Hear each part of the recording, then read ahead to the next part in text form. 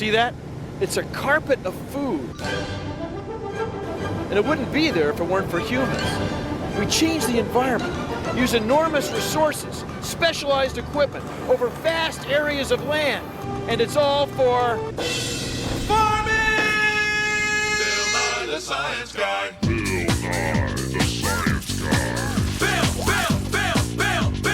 Bill Nye the Science Guy. Science rules. Bill Nye the Science Guy. Inertia is a property of matter. Bill Nye the Science Guy. T minus 7 seconds. Bill Nye the Science Guy.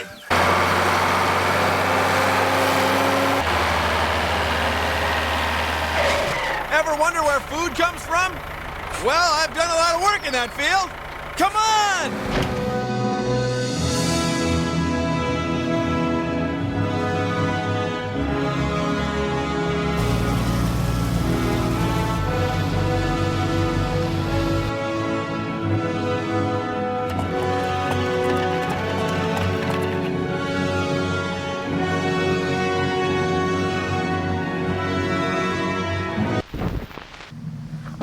You and I have a lot in common.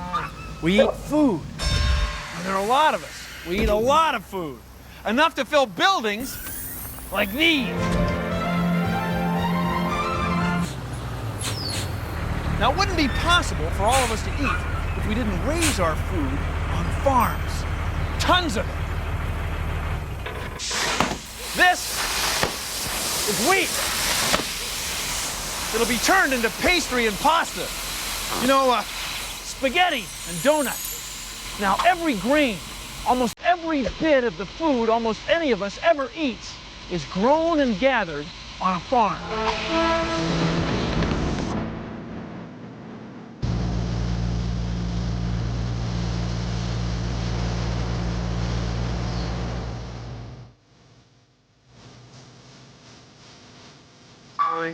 This is the farm.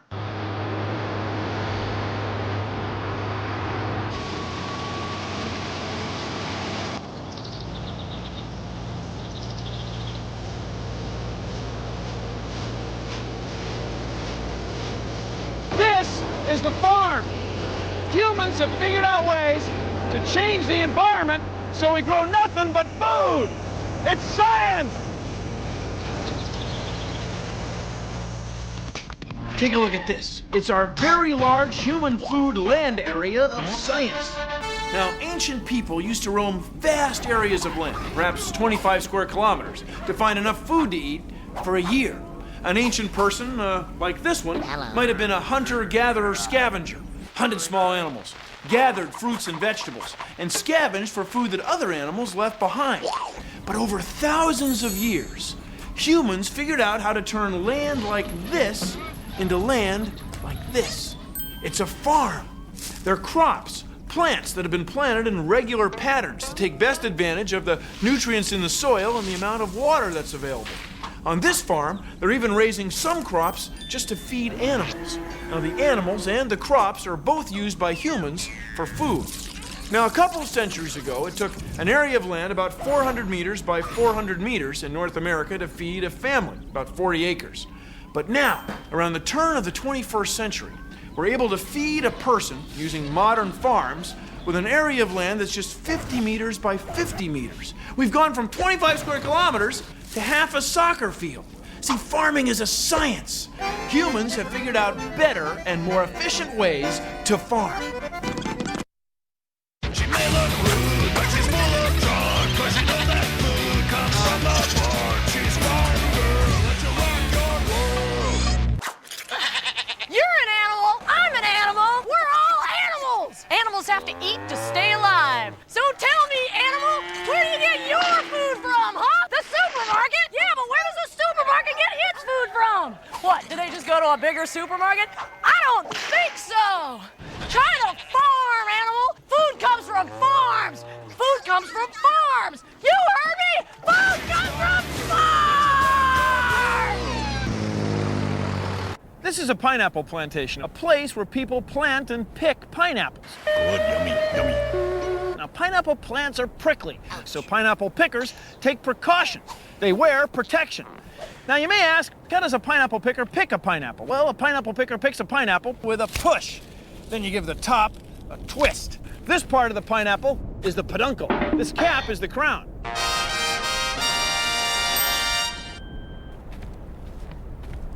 So how does a pineapple planter plant pineapples? Well, you pierce the plastic and you make a cup in the crust for the crown with this kooky contraption.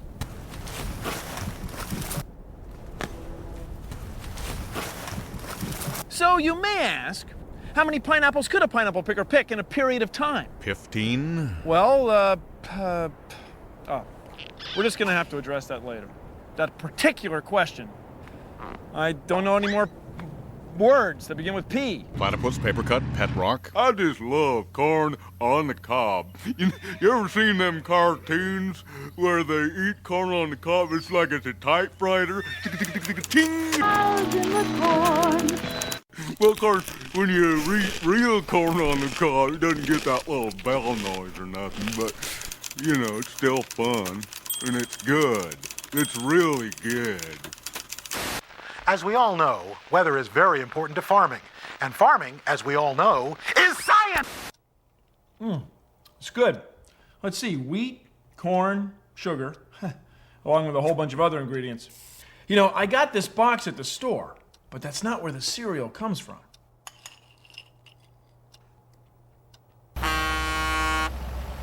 This grain was just gathered from a wheat field. First, it goes down. And it shoots along the ground, underground, that's up there, high above, into those silos. They're called elevators because the grain's got to get elevated to get in.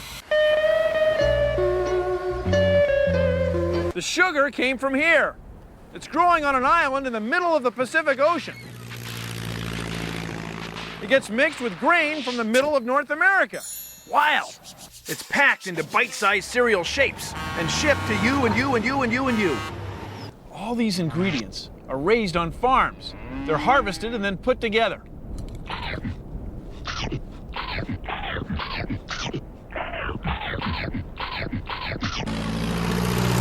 Where does food come from? The shopping center. Where does the shopping center get it? I don't know. Does it come from farms? Yeah, I guess so. You don't have to live on a farm to be a farmer. Just try this. Fold a paper towel and get it wet. Then put your paper towel in a plastic bag with a seed, like a lima bean.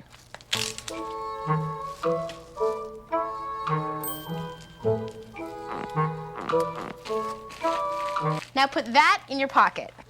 And in a couple of days, your seed's gonna sprout. Try it a lot of different times with different seeds in different pockets. But you're gonna wanna be careful, because you don't want things to get too out of control. To grow food on land, you have to eat dirt. Please consider the following. You might not have thought about it, but everything that lives on a farm depends on plants.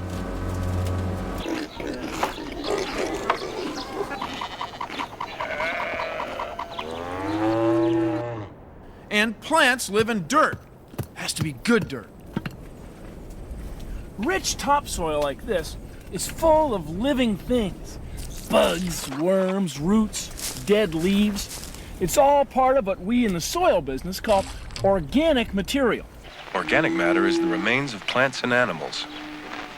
Organic material is stuff that came from organisms. Organic organisms. You with me?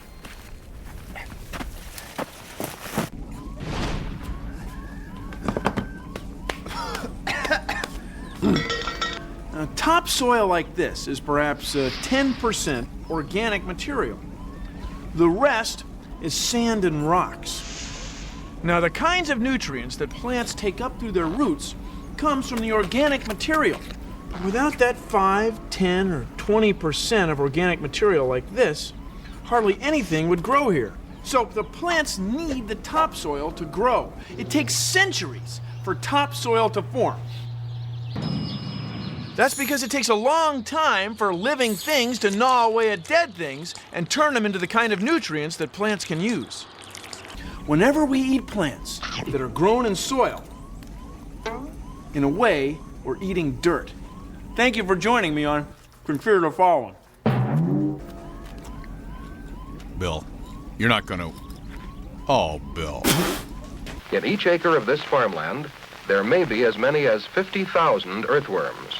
They are constantly loosening hard soil by eating their way through it, opening the soil to air and water necessary for the growth of plants. The earth eaten by earthworms is deposited in small mounds called castings around the openings of their burrows. The castings, a form of manure, help to fertilize the soil.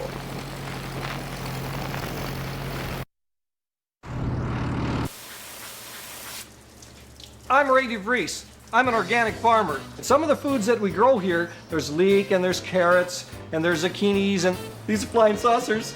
Nah, just kidding. Organic farming means that we don't use herbicides and we don't use pesticides. And not only that, we have really happy worms. And our fertilizer, it comes natural. This is an important step in organic farming because we're taking the manure that came from those cows and we're spreading it out on the field. And this is putting a lot of nitrogen and other beneficial nutrients right into our soil again. This is our compost pile. This is manure, straw, hay, all the stuff cows don't eat, and it makes fantastic fertilizer for soil.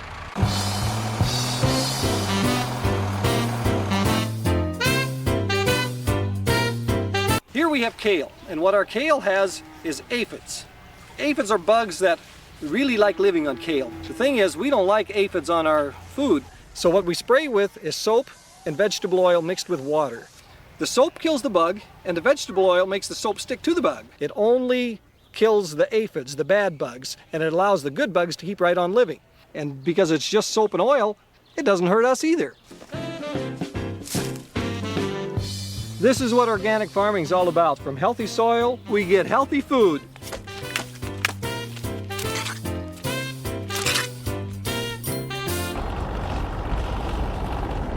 Not all farms are on land. This is an oyster farm. Instead of raising cattle or wheat, we're raising oysters. Oysters grow from larvae, baby oysters. They're about this big. The larvae swim around and they attach themselves to something. What they like to attach themselves to is another oyster shell. So here's what we do. We humans come along and we get a clean oyster shell stuck in these long line ropes. The larvae stick to that oyster shell, and look, they grow, they bloom just like flowers. They get all the nutrients they need and their oxygen right out of the water as the tide comes in and out every day. Now see, there's a lot more oysters growing here on these long lines than there would be naturally. Humans are farming oysters. They're growing food. And these are mighty good eating.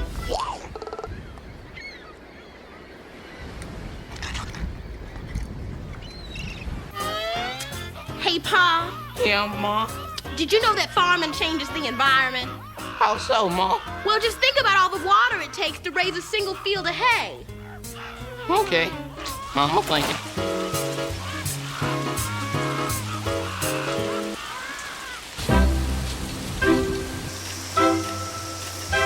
Crops are plants. They need three things to grow: carbon dioxide from the air, light from the sun, and water.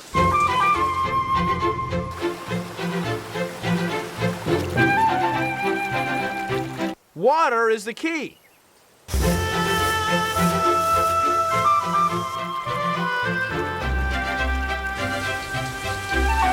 If crops aren't getting enough water from rain, farmers will find ways to bring water to the crops. It's called irrigation.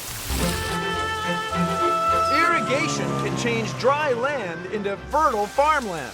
To get the millions of liters of water that we need to irrigate crops, we go to all kinds of trouble.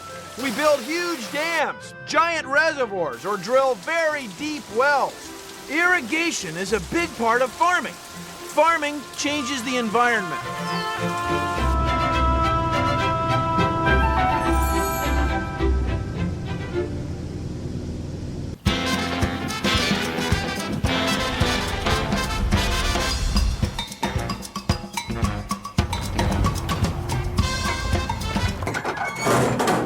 a headlock, and it catches their heads so they don't move around when you give them a shot, and it doesn't hurt them at all. Part of farming cattle is preventing diseases with shots.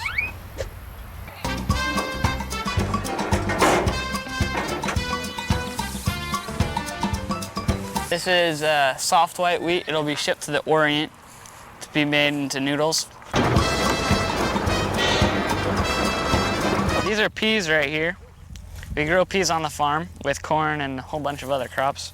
After we harvest these, send them to the cannery where they can them, and then they freeze them and put them in the supermarket. After we harvest the peas, there's the vines from the peas and the pea pods, and then we rake it up and make hay out of it to feed the cows. This is an ear of corn that will be ready in about 2 weeks, and we have to hand pick this out of our little patch. This is what my sister calls a little patch. We've got to pick 100 dozen every day.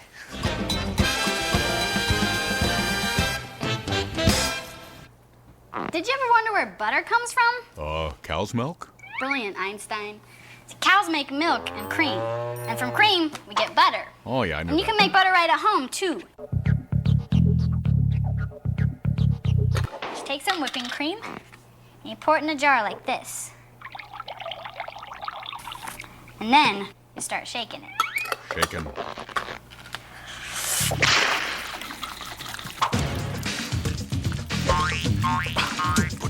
Since you get really tired, you might want to have someone help you. Making butter.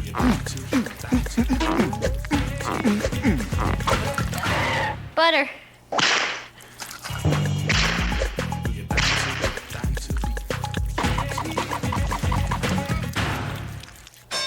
We have butter! Yeah! Cool, see, after about 20 minutes, the fat in the cream forms into grainy blobs. And when the blobs stick together, you got butter. Then you pour out the liquid on the top. That's buttermilk. And the stuff left in the bottom, that's your butter. Mm-hmm.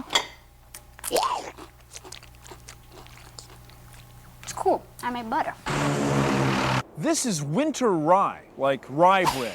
But no one's gonna ever eat this crop. The farmer planted it to hold the soil through the wintertime. In the spring, the farmer will plow it into the ground to make organic material for the next crop. See, it's just one more way that farmers have figured out how to grow more food on their land. There's all kinds of people involved. There's botanists, agronomists, geneticists, entomologists, farmers, all working together to manage the soil, the amount of water, and to plant the right kind of crops so we can grow food efficiently. See, farming is science. Hey, Pa. Yeah, Ma? Guess what time it is? What time is it, Ma? It's harvest time. And now here's Bill Nye. You know the old saying, lab coats don't grow on trees. That's right. They grow in fields. This is a cotton field, and these are cotton plants. See, it's a farm where we're not raising food, we're raising clothes.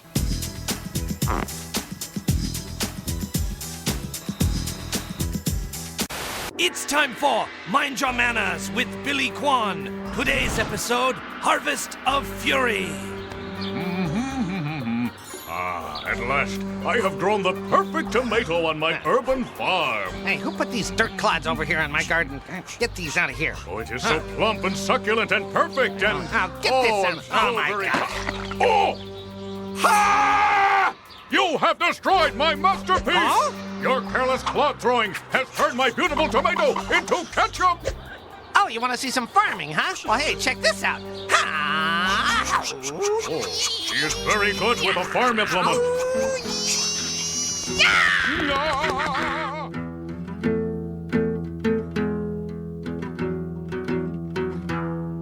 I'm moving to the country, gonna eat a lot of farm food. I'm moving to the country, gonna eat me a lot of farm food. I'm moving to the country, gonna eat a lot of farm food. I'm moving to the country, gonna eat a lot of farm food. This farm food's grown with a plan. raised and planted by humans, riding tractories around. And no matter where I might stay, I'll eat farm food every day. Get it down at the grocery. Moving to the country, gonna raise a lot of farm food. Moving to the country, gonna raise a lot of farm food. Yeah, yeah. Oh, come on, give up, would you? Get ready for a mulching. Implement this. Bushels of farm food for me. Acres of farm food you see. Truckloads of farm food for me. Millions of farm foods you see. Oh, look out!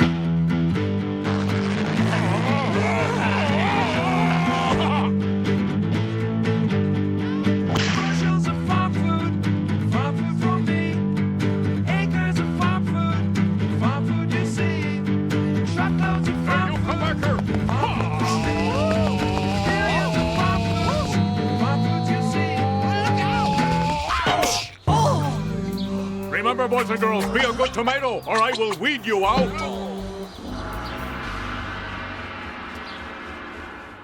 Well, that's our show. Thanks for watching. If you'll excuse me, I've got some vascular nitrogen levels to monitor. See ya! Produced in association with the National Science Foundation. Where are you going, Bill? Bill! Don't leave me here alone, Bill. I can hear you, Bill. Are you stalking me, Bill? Come on, Bill, this is corny. Bill! Hey, Ma. Yeah, Paul. Did you know that farmers control all the plants, animals, and soil to grow and raise food? Did I ever? Do I ever?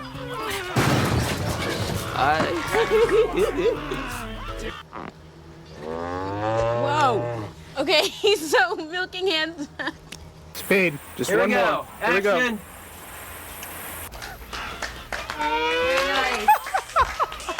How many pineapples could a pineapple pick in a period of time? Oh boy. Me? Was fighting it. It was a fly literally up my nose. I'm okay.